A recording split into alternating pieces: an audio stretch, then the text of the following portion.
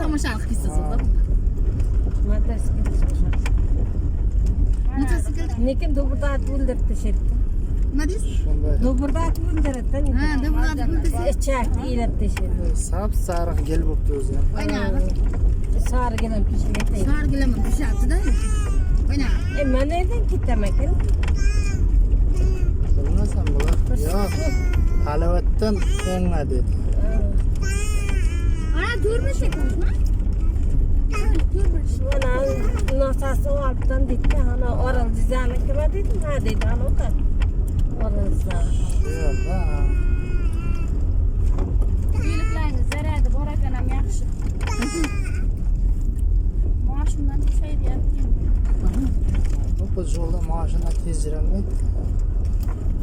Motosiklet tijirdi.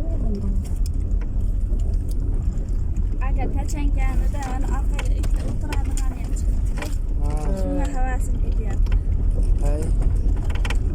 Yaxshi ekan-da, orqasida ikkita o'tirib chop olib kelaveramiz sizga.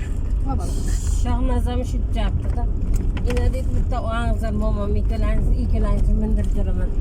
Erkaklar jo'g'ila dedi. Çünkü yıkamamakın evet diyemez. Bizlarga tegmagan dedim men bachalardan. Yıkamamadan evet 4 nebara çıktı. Tamam.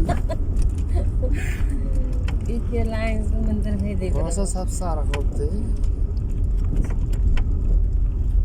Shunga mas'ul sakiyamizga qo'ydi. U lekin bunday tez yurmasa kerak aka.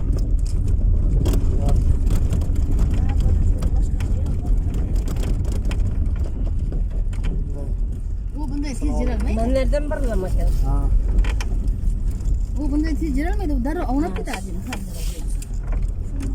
Baynağı qo'labdagan fatini shunda havuzda jimib ketganda. Boshqarib qo'ygan.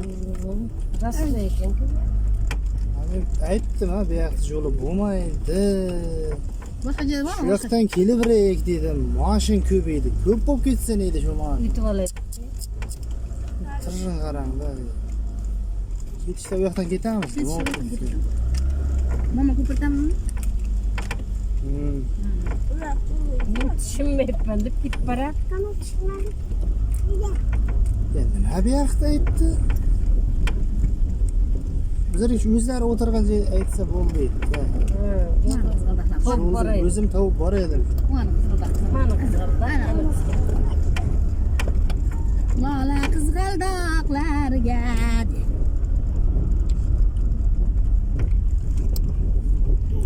Qizg'aldoq baharning bir ko'rkida.